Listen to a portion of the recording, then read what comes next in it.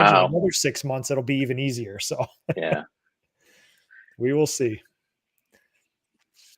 All right, come on. Wheels are still spinning.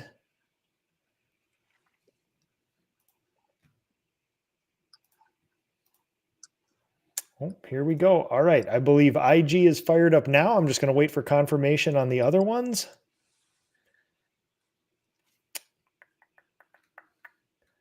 All right. Come on, baby.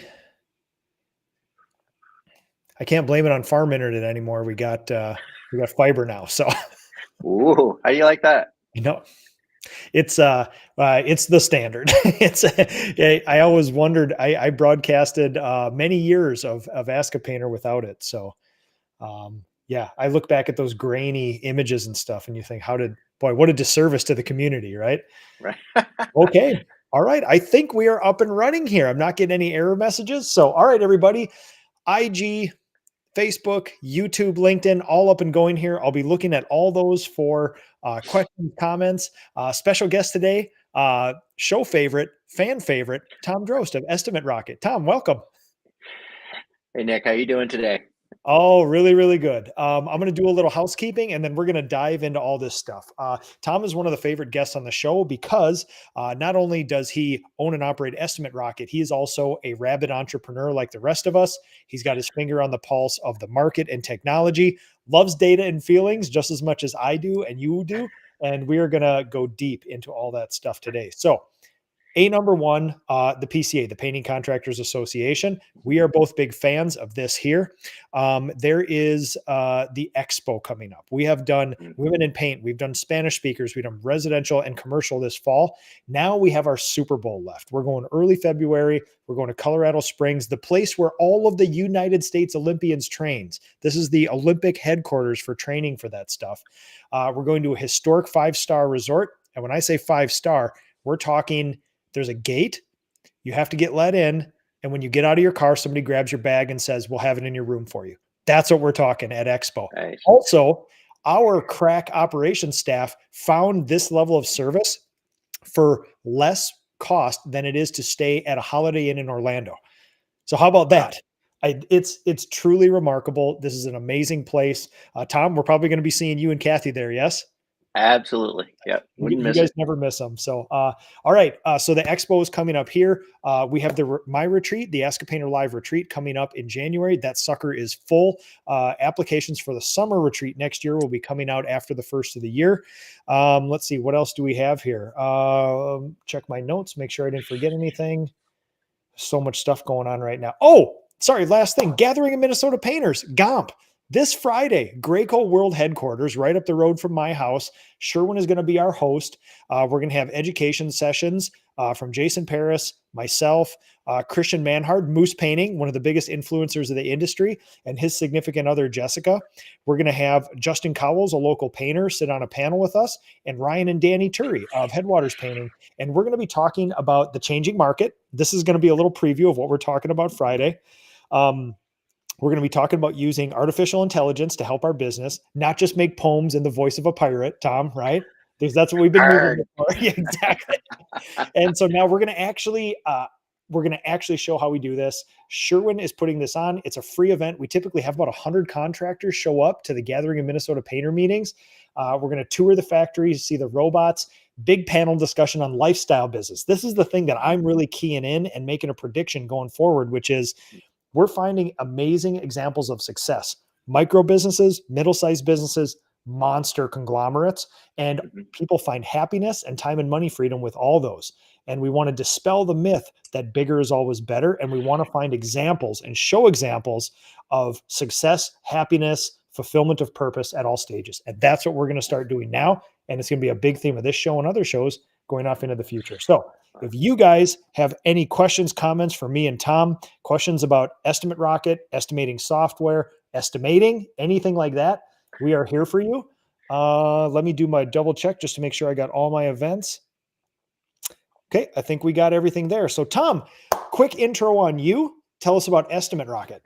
Sure. Well, Estimate Rocket is the all-in-one software solution for residential and commercial painting contractors. Automates businesses to run efficiently to save time and money, streamlining estimating and sales processes, job management, crew scheduling, invoicing and payments, access job data instantly from anywhere. Mm. Keep the customers happy and the bottom line healthy. That's what we're all about. Love that. And where does, oh man. Yeah. And when you Take a breath, Tom. and when you yeah, that's like when somebody asks me, "Hey Nick, what do we need to know about you?" And you literally are just like, Yeah. trying to pack in Yeah. as much as you can. So where does, like, in a typical business, we have like marketing going out and leads coming in and invoicing and review asks. Where does estimate pick up in that thing? Does it leave a little bit out at the top and the bottom? Does it specify on a Yep. certain segment? How does it work? So we start when a lead comes in. Oh, So yeah. your lead comes in automatically or manually. That's where we start. We follow the lead throughout the process with automated follow ups and drip campaigns, and nurturing and messaging. And then when the job gets accepted, we schedule the job, schedule the employees and crews to work the job, build out to-do lists for the jobs, Mm, manage that process, handle job costing throughout the process, and then handle invoicing either mm, during the process or after the job is done, and collect payments. But the eh, coolest thing we do is collect all that data and let you get access to it and look at it and see how many leads you're getting, how many mm. jobs you're getting accepted, how many estimates you're doing, and how much you're selling. Sounds like there's a pretty good dashboard that comes along with some KPIs for the owner. There is, and it's going to be getting even better this year. Oh, all right, we're going to hit on that as well too, because I feel like as I follow Estimate Rocket along during the year, I see the word project management, and I hear more about all these other things like moving towards single source of truth, which is one of the Yeah, things that you and I love, and you, yeah. especially as a software architect, single source of truth.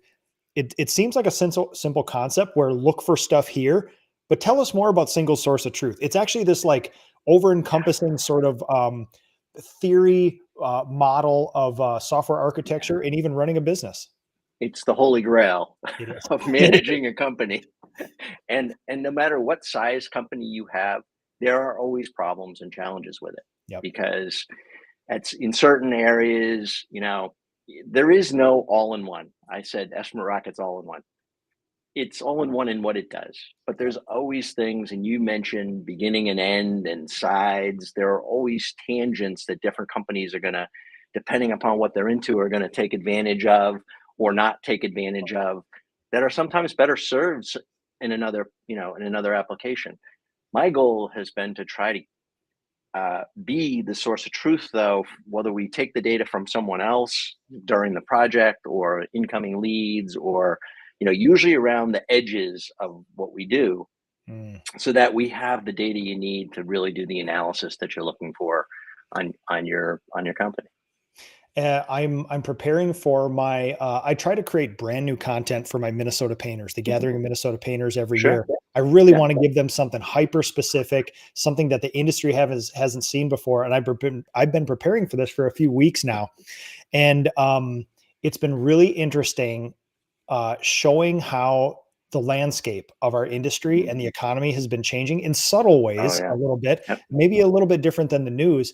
And then using that simple data that comes through a business to then make decisions so that I can continue my tradition. My business Mhm. just turned 17 years of never laying a human off in 17 Yep. years. And it's very simple little stuff like that. And it can be simple. So you could say, take a look at the number of leads, the set ratio on appointments, the success Mhm. ratio of your estimates, the average job size, things like that, or speed Mhm. from acceptance until completion.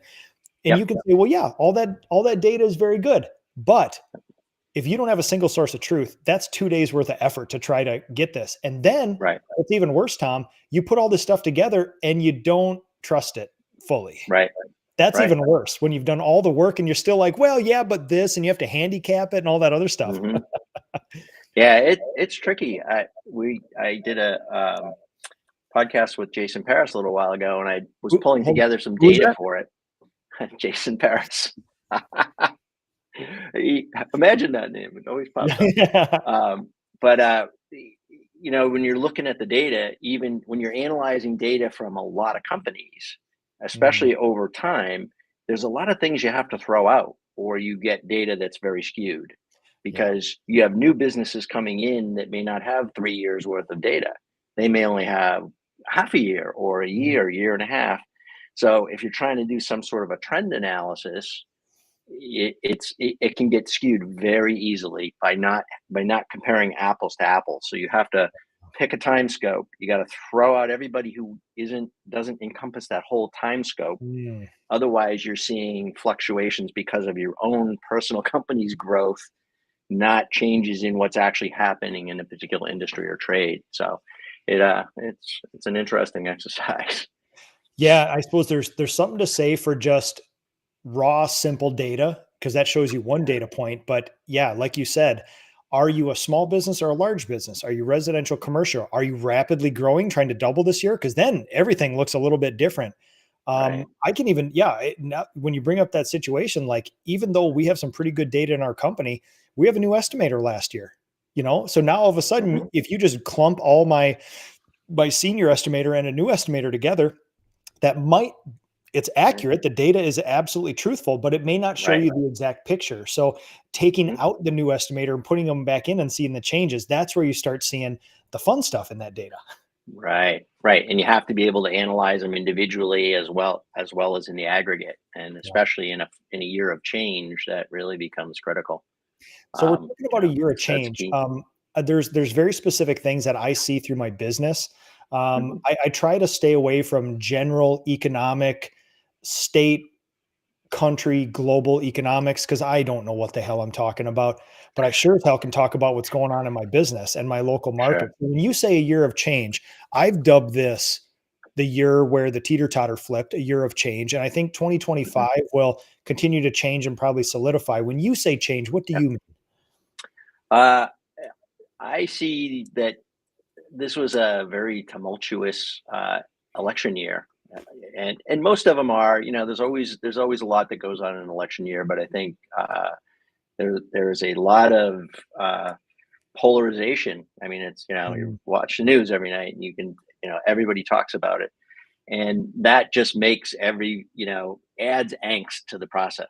I think the yes, fact it does. is, yeah, just the fact that it's over, and regardless of outcome, right, Yeah.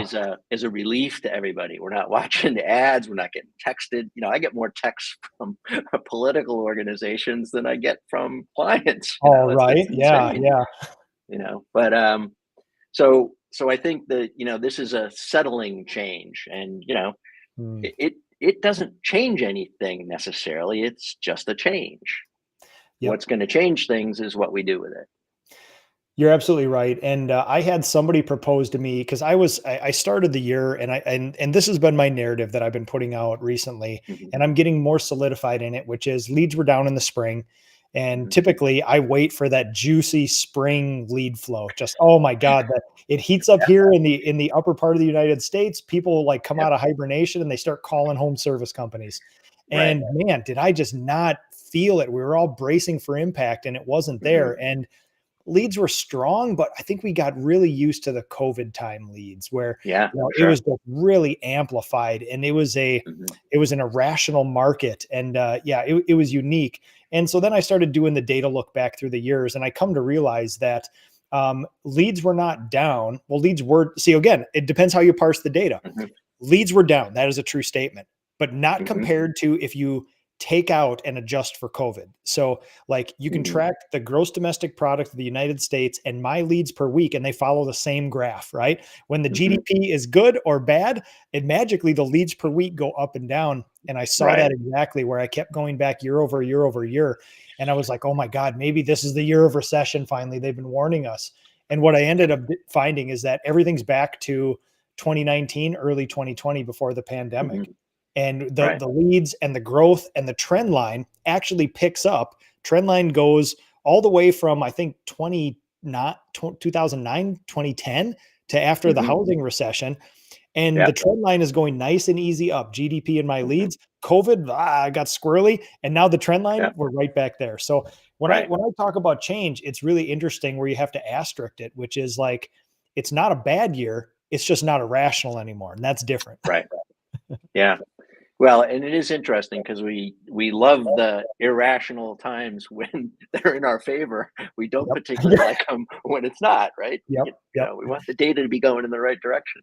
Yep. But you're 100% right, and that's why you always have to look at things with multiple perspectives, because otherwise you get blindsided. If you're only looking from one direction, then you're going to miss some perspective thing that either validates what you're thinking or invalidates what you're thinking, and either way you got to make decisions and changes based on that information.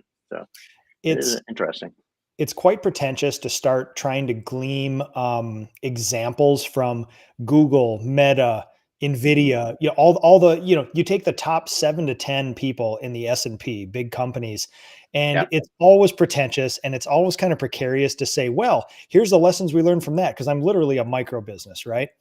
Right. And but when you look to the last 24 months, I think we have a short memory, because harken back to the mass layoffs at Hmm. Meta and Yeah. Amazon and Google and things like that. And Yeah. that was a sign. And I think those companies are obviously much better run than you and I. I mean, the rigorousness in which they operate is wild. Right. They can see the writing on the wall. Ruthless ruthlessness, I think, is That's actually more accurate.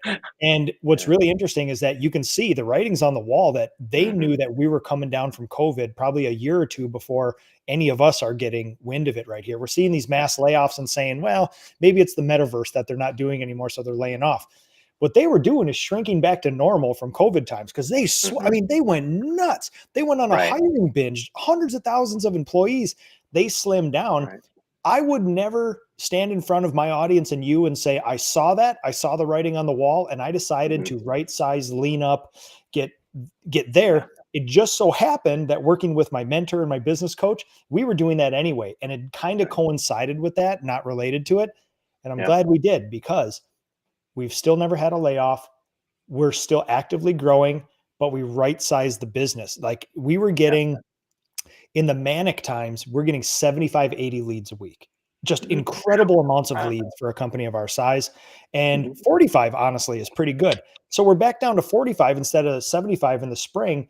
And instead of hiring a third estimator, we just get super lean and we work with what we Right. have. And yeah, we kind of just right size, not even downsized. And that I'm glad, because I felt like I'm about 18 months ahead of the curve of Yeah. where I would have been forced to do some of this stuff. So Yeah. Yeah. It's interesting. The other thing about these mega companies is they operate. They have sort of a different model. They'll go on hiring sprees and just hire like crazy, and probably way more than they need. And then they take economic news as an opportunity uh, to clean out the C players, if you will. And yeah, that's the to cut off the bottom mentality. 30% or something. Yeah. Yep. Yeah, and knowing that they can get away with that, and be partly because of the economic times, and also certain people may leave on their own volition because they see all this stuff going on and think, oh, I might be next, I'm going to get ahead of it. And that's something that I don't think. I mean, that's not my mentality. I don't. I don't. No. I would have a hard time doing that. Let's put it this way. And maybe that Yeah. makes me not ruthless enough. But as you've said many times, you just want to find good human beings to work with and be a good human being. And I think that doesn't that it can make it complicated sometimes in business to do that. Well, and I've been really paying attention to, like, I really key in on stuff like that. I listen to a lot of podcasts Mm, about economics and those things, and I'm trying to glean some sort of lessons from them. And what I mm, ended up gleaming from them is perspective, which is that, right. like, that stuff doesn't make sense to me, because I know that if I Hmm. hire 2 painters this winter and they don't work out, I can see that in my P&L. That's a huge loss. And so, Right. like, how can they just cut hundreds of thousands of people? Like, the transaction cost of that is huge. Right. Right. Turns out the perspective I was missing is, when you're Google and your main money generator is search, and it's got an 80 to 90% margin instead of a 15% margin, that's how you do it. You Right. sprinkle in a little bit of, you're the sexiest company in the United States to work for, and you can kind of Right. just do whatever you want because people are clamming to work for you. That's Right. that's different, right? So, It like, is. we have pretty realistic moderate margins in service businesses like this. And Right. also, there's millions of us everywhere. I'm not world famous. I can't do that. That's why it didn't make sense. And I'm Right. grateful for putting in the time of gathering that info. But when something doesn't make sense, I'm missing information. The missing information is insane leverage for recruiting and 80 to 90% margins on that stuff. Right. Right. They're printing money. Exactly. I am going to argue that you are world famous. So Well, it just saying. depends where you put the boundary of the world. With There you go. about 2,000 nutty house painters across North America, you're right. So let's talk about some of the aggregated data. I would never ask you to throw up the spreadsheet of all the data you collect from painting companies, but I always ask every time. I will never let this pass. Are you seeing any trends? Is there anything that surprises you? Are you noticing anything good, bad, and different in your aggregated data? A couple of interesting things, and I just happen to have some to share if you'd like to see them. Oh, screen share. Here we go. And please put Yeah. the company names up as well too. Yeah. No, that might not be there. Let me just check that and make sure. Yeah. Okay. No, no, I actually Personally, I'll hold my eradicate hand those up over the immediately. screen. Yeah. That's it. All right. Let me see if I can figure out how to do this. Screen. There we go. Ooh, here we go. There we go. Tom, we're constant improvement with this. This is the first time we've done a screen share together from your end. I So I know. I know. look at Certainly the this. first time I've done one would be live. All right. So first we're Oh, going to look at painting companies in the microcosm here. mhm. And so, and I'll show you the total data in a second that actually has other trades in it, which is kind of an interesting Ooh, analysis as nice. well. But so the 2024 data is annualized. So I took 10 months, divided the total by 10 months and added another 2 months worth of data, to on sort of a straight line idea. And usually end of years, usually November, December are still pretty good sales months, even though the numbers may be tapering down, Mhm. at least in most trades. So what it looks like is, and I when I first did this, I had them aggregated. I don't actually have I do have the aggregated on another I slide. was I'll going to show you. say we may have to pause real quick, Tom. I'm seeing a Sure. black screen instead of the data. Oh, there we go. It just started showing up again. Okay. I just want to make sure we get this See juicy nothing. data from Tom Droste. So Yeah, yeah, yeah. Okay, so you can see that now. good to go now. Yep. Thank you. Right. Okay. So this one is I broke it down into some, you know, I know decile. What's a tricycle? Yeah. But broke it down into three groups. Million in sales plus 500 to a million and less than 500. And Love it. so what I saw for 2024 over versus 2023 is the larger companies did better than the smaller companies. The smaller companies on average, and again, these are averages. I did throw out some highs and lows, but you know, so these could be, the margin of error here could be, 2 or 3, 4 or 5% possibly swings. But I think they clearly show a trend in terms of, there are economies of scale, obviously, Yeah. and when you're smaller, you may not have the resources to change as rapidly. Mm, Not every, under $500,000 in revenues.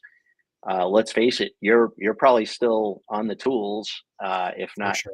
struggling to get off of them. And when something happens, you may not have the time. When there's an economic change or or a local change of some sort that Mhm. affects your business, you may not have the time to actually get out there and do something, deal with it, figure it out, think of what you might do, what approaches can you take.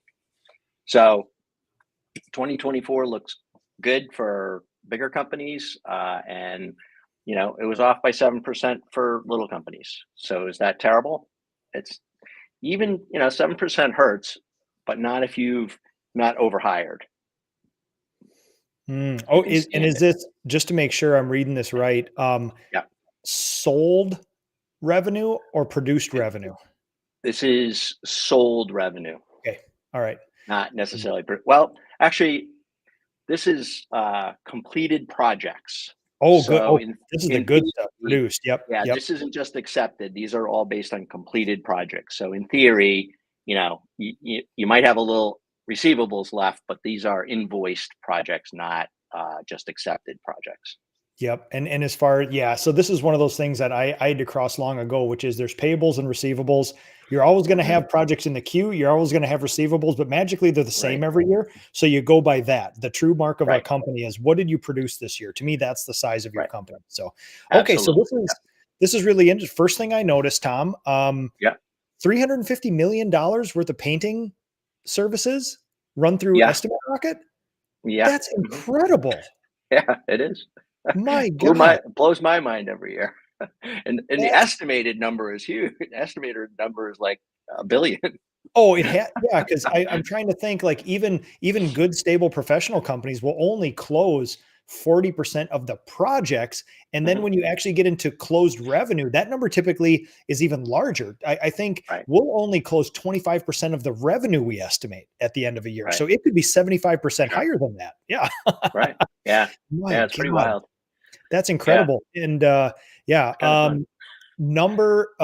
and certainly if I ask you questions and you don't want to answer, just Okay. absolutely okay. But how many Yeah. companies would this represent? I'm just going to say a couple. For painting, it represents around 1,000. Okay. God, it's a lot of companies, man. Holy cow. Yeah. That's Yeah. rocking. You have a very large percentage compared to the other ones of what I would consider potentially professionalized businesses, the 1 million Mhm. plus. Yeah. And I Yeah. think it's probably self-evident that I know that I could run a $500,000 painting business from a notebook, right? Right. Knowing what I Yeah. know now. But once you cross Right. that 500K and into a million, if you don't Yeah. have this, you are a hurting soldier.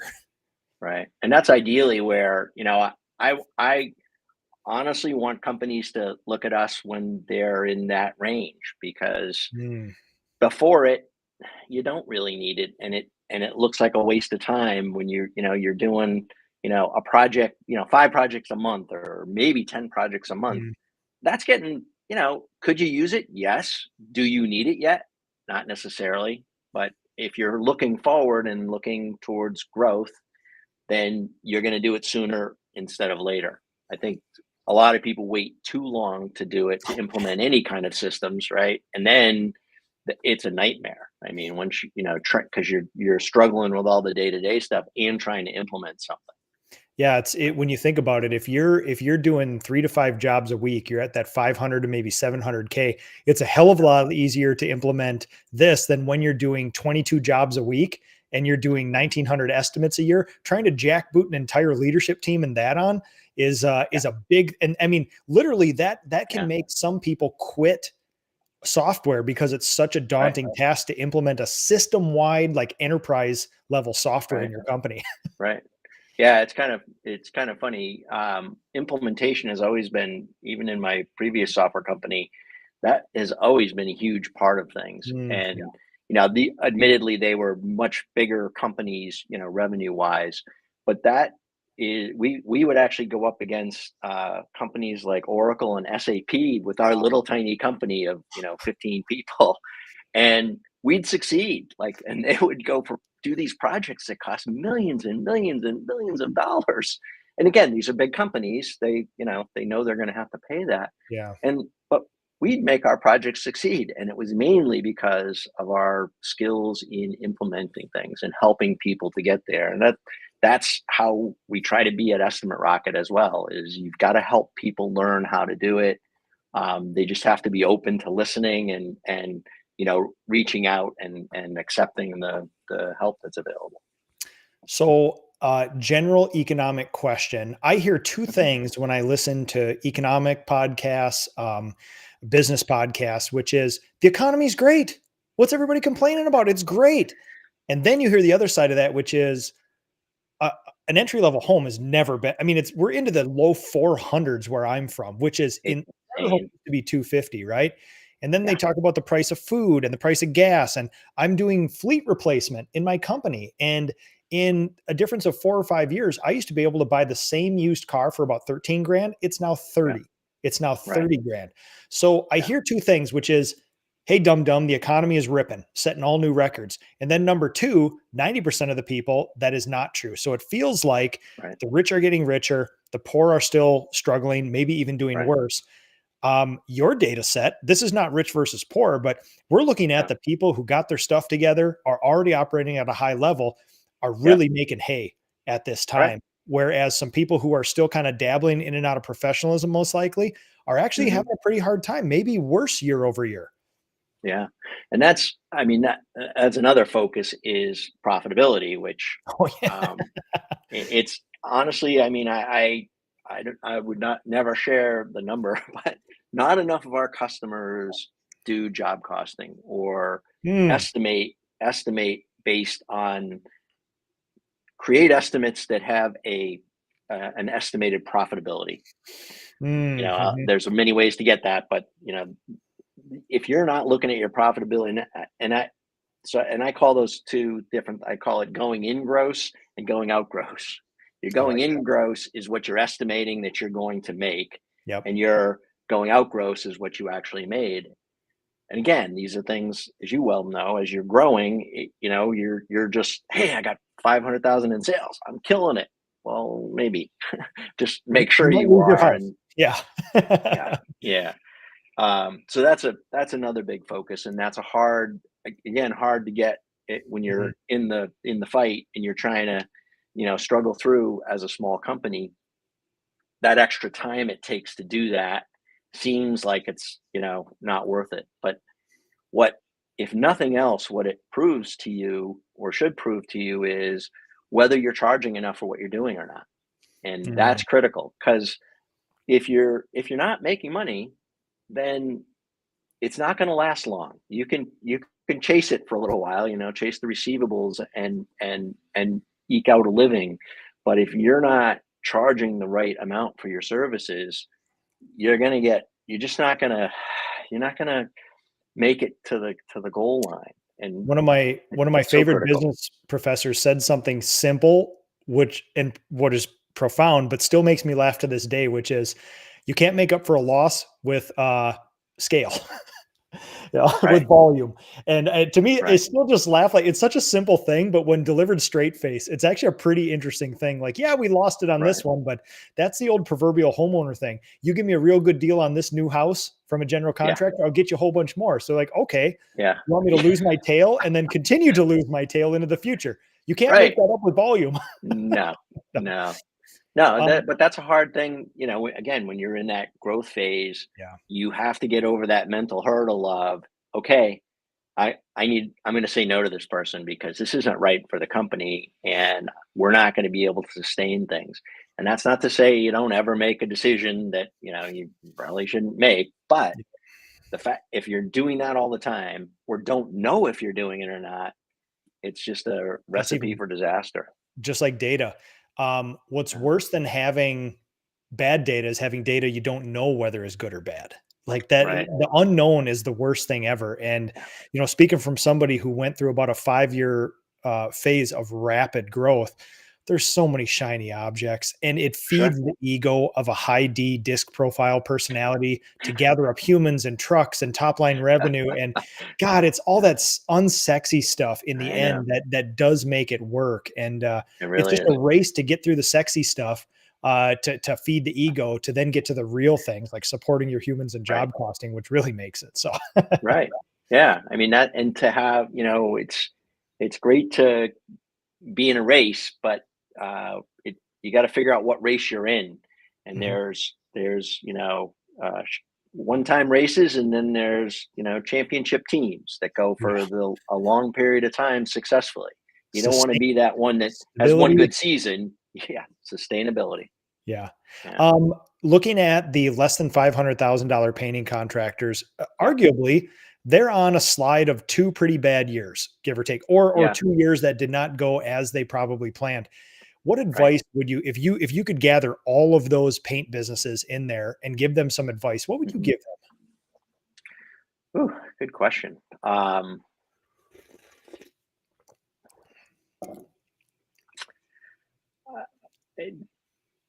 they got to figure out why their sales are sinking. Yeah. That's the first thing, is they've got to do some analysis, and ideally you'd have data and see, did our average job cost decrease? Was that what caused the problem? We made the same number of jobs, but Mm, our job price went down. So are we are we marketing? Are we putting our door hangers in the wrong neighborhoods? Or you've got to figure out what the problem is. Like, mm, is the problem that we're charging too little, or we're and there's two ways to go about like charging too little. yeah. There's uh, there's I'm not I'm not doing an accurate estimate of the job in terms of the actual stuff I'm going to do. So square feet, linear Yep. feet, however, room, some measurement that you've Yeah. got. You're not measuring enough or accurately enough. So you're charging. You may have a good enough an hourly rate that on paper looks like a 60% margin, Yeah. but because they're doing 20% more work than you estimated, Yep. you're getting you're losing. The Yep. flip side is you're doing your unit measurements, and you're estimating the right volume of work in a particular situation, but your hourly price is, only 10% above what your average labor cost is. Yeah. So you're just not charging enough Yep. for what you're doing in terms of, the actual dollar price. So there are definitely two areas that you have to look at and figure out, how am I, where am I off? Am I off because I'm charging an under market hourly rate, or am I off because I'm just not Yeah. estimating properly in terms of what the actual work is going to be involved in a given project? It's That's it's something that I've really had fun messing with, like my simple models, financial models in my company. Mhm. It's a pretty basic level of sophistication that most business owners are going to have to do, which is, if you don't have a bunch of money at the end of the year, figuring out why is a big thing. And a lot of times Mhm. we just go to, well, everybody else charges too little, so I can't charge enough. Meanwhile, you have no idea what your labor or material or gross profit margins are. Like, you just have Right. no idea. You can't begin to make a statement like that for one of two reasons. Number one, if you don't have numbers, you don't know that to be true. Number Right. two, you have not seen all the books for your other painters to see how they're doing, to see if they're overcharging or undercharging. So there Right. is, I'm trying to figure out, I think I have an idea, but I'm always been trying to figure out, it's been curious in this industry, people's knee jerk reaction to why initially they're not successful is other people, is these undercutters, these underbidders. And Mhm. I would posit the sort of like logic question. Do you think there's a bunch of other painting companies out there who have job costing numbers that know they need to charge 10,000 but charge 4,000 just cuz they think that's a good business practice to undercut Right. everybody? I've never met one painting company who has the business strategy of undercutting. Everybody's trying to charge Right. as much as they possibly can, right? And Right. get jobs. So what Right. that tells me then is, obviously you can, I bet you we could, if we gather up these three groups of people of the data you're Mhm. presenting and say, Yep. by show of hands, how many people job cost, you're going to see lesser hands in the sub 5, you're going to see a lot Yep. greater proclivity of hands in the 1 plus. Yep. And that's typically how it works, because once No you do that question. math problem, you are forced to reckon with that. And the most interesting thing that I've been messing with these financial models is, it's easy to say, well, my painters don't go fast enough, or I didn't charge enough, but it's typically a combination of both. It's Yeah. typically, you need to coach your people up a little better. You need to have Right. standard operating procedures. You should probably also increase your prices. Yeah. All three. And Yep. that's the other thing. I think that's a real key. And one of our customers talked to me years ago about this. Was there's a profitability report that comes out when the projects are completed and all costed, and they would use that on a weekly basis. Every job that completed, they would just go through with the estimator and the supervisor, the whoever's the crew leader, whatever you calling that person, and talk about the gross profit and Mm, say, over or under. By the way, like, oh wow, our gross profit was really high on that job. Well, why? Was it because of the people doing it, or did we did we overestimate and they You accepted it overcharge, anyway? yeah. Or yeah, I mean, but you need to know that, and that becomes so when you get a job where okay, well this is the job. Oh, let's see who was the crew, who were the team members who actually worked that job, and that in a good organization that Yeah, becomes a training opportunity. Like okay, hey, maybe those guys aren't well trained on, or there's someone in there who needs more training to get their skill levels up to where they need to be, get the jobs done yep. on track. And then on the flip side, this job went great. Maybe there's somebody in there who could do some training for us and actually teach other team members how to do a better job. Absolutely love that. I was looking up one other tab that I may share here in a little bit. We got a question from Larry Tunesi. We'll get to you, Larry, in just a second. Um, One interesting thing that I've been playing with is when you finally have your profit and loss categorized correctly with good data coming through, and it's not all taxy, like it's not a whole bunch of like Mhm. amortization and stuff that you can't actually manage from the inside. It's just like tax Right. values on your Sure. P&L. One thing that I've been messing with is interesting because at one point I looked at like I'm a firm believer, at least of this stage of business, of 15% material, 40% labor. That will leave you with about a 45% gross profit, Hmm. 30% overhead, leaving you with a 15% net profit. There's been some years in growth where my overhead was not 30, it ended up being 41, 42. Hmm. Knee jerk reaction is I got too much overhead, I need to cut. In the end, when you run a financial model and you sprinkle in another $300,000 of revenue, that goes from Hmm. 42 to 30. And you Right. realize your project managers, estimators, shop, vehicle costs, a heating bill may be perfectly in line. That'd be Hmm. the last thing you need to cut. You should always be good with your expenses, but sometimes you just need to sprinkle in a little overhead to make, Right. or sprinkle in a little revenue to make your overhead work. And you can adjust Right. all those numbers. So again, Right. when we start looking at everything that's not labor and everything that's not materials, even marketing Hmm. costs, like there's been Right. some years where my marketing cost was 14, 15%. I was spending the Hmm. right amount. I just needed more revenue from that same amount of marketing. So Right.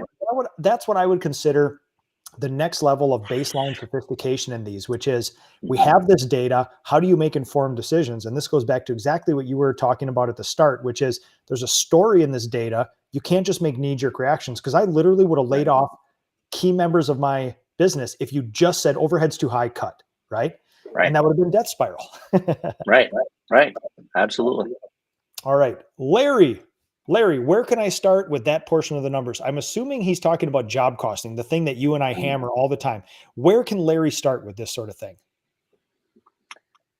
I think the easiest way to get started with job costing is to you got it. It's just what the word says. You got to start collecting the job costs and applying them at a project level. And how do you do that? There's a lot of different ways to do that. You can do Mhm. it with a piece of software like Estimate Rocket Yep. or others, but it's mainly a discipline of as the project's going along, keeping track of how many hours are being worked on it and keeping track of what the costs are for it, materials, any equipment you need to rent, all those things. And and that will, accumulate for you over time to give you the type of reporting you need to be able to make good decisions. But if it's on the estimating side, um, then and the pricing side, that's a little bit different process, but it comes out of the same information because if you're not doing some sort of job tracking, your initial labor rate and your initial estimates for hours are going to be based on a swag. Mm, Or if you go out to a colleague and say, or someone at the PCA, for example, and say, hey, how long does it take to do in your area doing this particular thing? How long does it take? What's your production rate for that? How many square feet per hour or linear feet per hour can a good painter do? And then the next question is, hey, and what do you charge per hour for your